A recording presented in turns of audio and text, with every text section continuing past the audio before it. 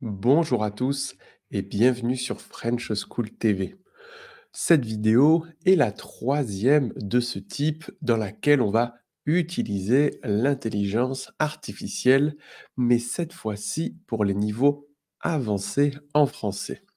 La question à laquelle on va essayer de répondre aujourd'hui, c'est la suivante. Peut-on argumenter efficacement avec l'intelligence artificielle? C'est-à-dire, est-ce utile pour pouvoir préparer mon DELF B2 ou mon DALF C1 ou C2, puisque dans ces 3 niveaux, après la production orale, on va vous demander de participer à un débat avec l'évaluateur. Et vous êtes très nombreux à me demander comment est-ce que je peux améliorer ma capacité à débattre pour me sentir à l'aise le jour de l'examen. On va voir ça tout de suite et pour ce faire, on va utiliser Lengua comme d'habitude. Alors c'est très, très simple. Une fois qu'on est sur le site web, on met communiquer avec l'intelligence artificielle. Si vous regardez, il y a plein d'options. Celle que nous, on va choisir, c'est avoir un débat. D'accord? Heu, Avant de choisir quelle thématique on va, prendre, très important, si vous regardez en bas, il y a quelques, réglages pour la conversation et si vous avez vu les 2 vidéos précédentes, vous savez que vous pouvez parler avec moi-même sur Lengua puisque c'est incroyable, mais ils ont cloné ma voix. Vous avez donc Vincent en mode normal ou Vincent en mode plus rapide. On va utiliser Vincent en mode rapide puisqu'on est sur du niveau avancé en français. Et la thématique que l'on va choisir, nous, aujourd'hui, c'est celle-ci, l'interdiction des voitures en centre-ville, qui est une thématique très classique, par exemple, du DELF B2. Donc, on regarde ici, où est-ce qu'elle est cette interdiction? Voilà. Et ça commence. Bonjour. Les voitures devraient être interdites dans les centres-villes pour réduire la pollution. Êtes-vous d'accord avec cette idée? Pourquoi? Alors, oui, je suis d'accord avec cette idée, mais les voitures sont nécessaires pour le transport des marchandises, non? Les camions, par exemple.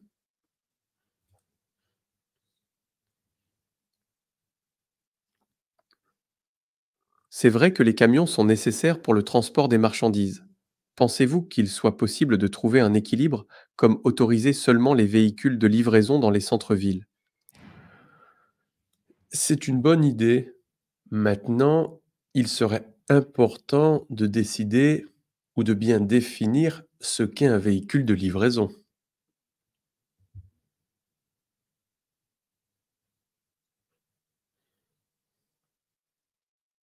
Oui, définir précisément ce qu'est un véhicule de livraison est crucial. Pensez-vous que seuls les véhicules électriques devraient être considérés comme des véhicules de livraison pour réduire davantage la pollution? Pas forcément, car dans le cas où on autoriserait uniquement les véhicules électriques au centre-ville, on pourrait autoriser non seulement les véhicules de livraison, mais n'importe quelle voiture, non?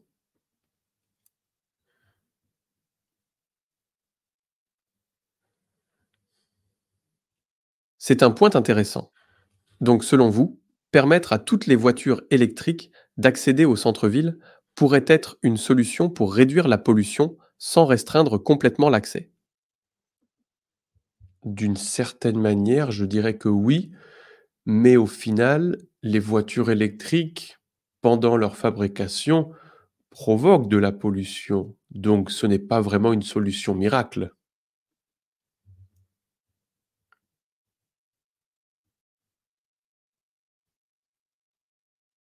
Vous avez raison, la fabrication des voitures électriques génère aussi de la pollution.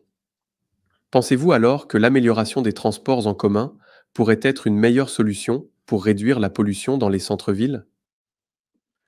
Oui, définitivement. Si on avait des transports en commun écologiques, rapides et Qui ne soient pas en retard, je pense que cela pourrait vraiment réduire la pollution due aux voitures et camions dans les centres-villes.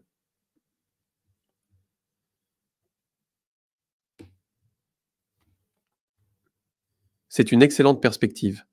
Comment pensez-vous que les villes pourraient encourager les gens à utiliser davantage les transports en commun au lieu de leur voiture personnelle?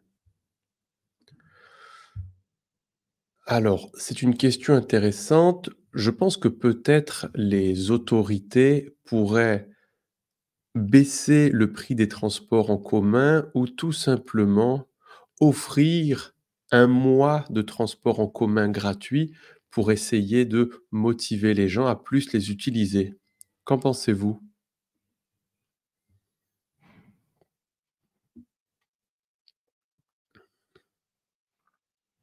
Offrir un mois de transport en commun gratuit est une idée très intéressante pour encourager les gens à changer leurs habitudes.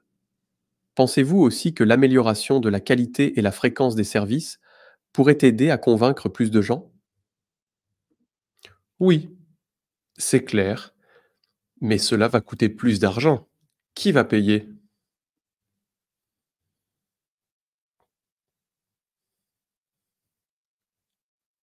C'est un défi important. Pensez-vous que l'augmentation des taxes sur les véhicules particulièrement polluants pourrait être une façon de financer ces améliorations des transports en commun? Alors, je vais faire une petite pause, tout simplement parce que j'aimerais qu'on regarde deux, trois petites choses intéressantes ici. Non? Euh, Selon moi, le premier avantage, de l'intelligence artificielle, notamment cette activité ici, quand on prépare un examen comme le DELF B2 ou le DALF C1, C2, c'est d'avoir une variété de construction de phrases et d'argumentation. Non, si on regarde, tout simplement le texte ici, le texte généré par l'intelligence artificielle, on a des mots qui sont très intéressants comme: «C'est un défi», important, c'est une excellente perspective, vous avez raison, c'est un point intéressant, c'est crucial. Vous voyez, en fait, à chaque, réponse, c'est vrai que les camions sont nécessaires. Tous ces exemples de réponses de l'intelligence artificielle, je pense que selon moi, c'est un premier point qui est très positif quand on prépare un débat, parce que non seulement on participe à un débat, mais on apprend aussi des constructions de phrases intéressantes pour débattre et pour, argumenter. Quelque chose d'autre qui peut être intéressant, notamment, la majorité de mes élèves qui se préparent au DELF et au DALF, ont toujours ce problème qui est de peut-être ne pas savoir quoi répondre à une question ou de quelle manière on devrait répondre à cette question en argumentant. Et alors, sur le logiciel de, Lengua, quand vous ne savez pas répondre, vous avez, une option qui est l'ampoule ici, en bas, non? Donc quand on va cliquer, sur l'ampoule, ça va nous permettre de trouver des idées lorsqu'on est, bloqué. Je vous montre donc.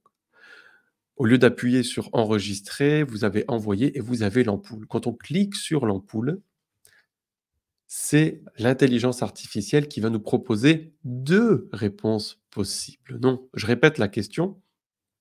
C'est un défi important.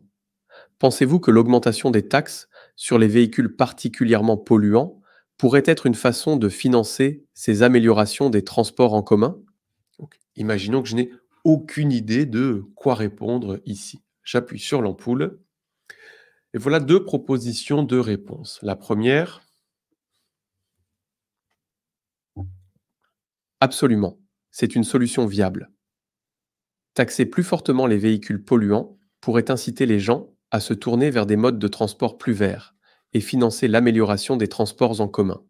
Donc ici, on a vraiment beaucoup d'informations intéressantes, de vocabulaire fantastique pour pouvoir débattre et surtout du vocabulaire avancé. Non, c'est une bonne solution.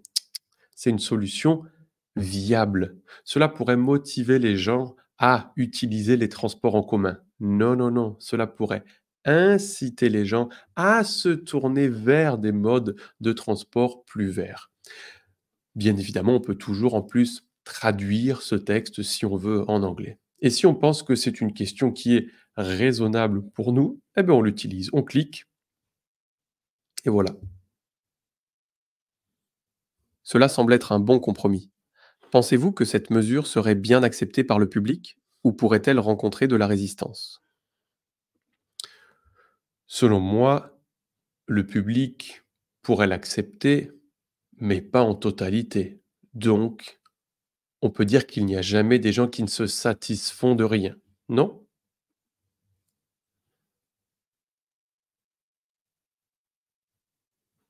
C'est vrai, il est difficile de satisfaire tout le monde. À votre avis, quelles pourraient être les meilleures façons de convaincre les sceptiques de l'importance de ces mesures pour l'environnement?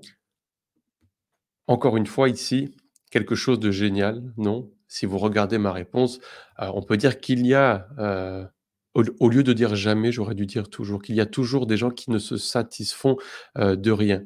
Les gens qui ne se satisfont de rien, ce sont les sceptique. Et donc c'est génial parce que le fait de ne pas savoir j'arrive à exprimer ce que je veux dire, mais c'est pas le mot exact. Et dans la réponse, l'intelligence artificielle me donne le mot que j'aurais dû utiliser. Non, il y a toujours des gens qui sont sceptiques. Alors, ensuite, ici, ça peut continuer pendant des minutes, des heures. L'intelligence artificielle, elle va toujours nous poser des questions, pour pouvoir nous faire, parler. La question à laquelle on voulait répondre ce matin, est-ce un vrai débat comme le jour de l'examen? Alors, c'est pas exactement un vrai débat comme le jour de l'examen, puisque le jour de l'examen, on va parler avec un évaluateur, un professeur, une personne réelle. Mais, est-ce que ça se rapproche d'un débat comme le jour de l'examen? Oui, notamment, je pense, c'est vraiment, heu intéressant que la l'intelligence artificielle nous demande toujours plus de précision, plus d'explications, plus de détails. Parce que les évaluateurs, c'est ça qu'ils vont vous demander de faire le jour de l'examen. Est-ce que c'est utile pour préparer mon DELF B2 ou mon DALF C1? Alors attention, c'est pas un cours de français focalisé sur obtenir un examen officiel. C'est une conversation, un débat avec une intelligence artificielle. Donc, selon moi, qui donne des cours de français pour préparer les élèves au DELF B2, DALF C1, DALF C2, c'est pas un cours de préparation. Mais est-ce que c'est utile? Oui, c'est incroyablement utile, notamment, si vous êtes dans une, zone où il y a pas beaucoup d'académies de français, où vous n'avez pas beaucoup de français pour pouvoir, tout simplement pratiquer, le débat. Si vous avez aussi un budget, qui est, limité parce que les cours de français privés, ça coûte très cher pour pouvoir faire, du débat. Donc oui, c'est incroyablement utile pour préparer mon DELF B2, mon DALF C1 et mon DALF C2 pour apprendre du vocabulaire, des constructions de phrases, multiples et pour vraiment, avoir une certaine spontanéité quand on va débattre avec, quelqu'un, en français. Pour terminer, aujourd'hui, on vous rappelle que si jamais ça vous intéresse de savoir ou d'avoir plus d'informations sur comment fonctionne, Lengua, on a déjà fait 2 vidéos. Une première pour la conversation simple au niveau A1, A2, une deuxième pour l'interaction orale au niveau DELF B1. Vous avez les liens dans la description et on vous met aussi les liens, pour, découvrir, Lengua. Rappelez-vous toujours, Lingua, c'est un partenaire de French School TV. Il vous offre donc une petite promotion avec le code Vincent50 sur votre, 1er mois. D'accord? En plus de tout ça, dites-moi dans les commentaires, qu'est-ce que vous en avez pensé? Est-ce que ça vous a semblé, intéressant? Est-ce qu'au contraire, vous pensez que c'est pas utile pour vous, l'intelligence artificielle? J'aimerais savoir, dites-le moi. Avant de nous quitter, on vous laisse ici plein d'autres vidéos qui concernent le DELF B2, le DALF C1 ou l'intelligence artificielle. Et pour vous abonner, rappelez-vous, c'est juste ici. C'est très important. Passez une bonne journée et à la prochaine. Ciao, ciao tout le monde. Tchou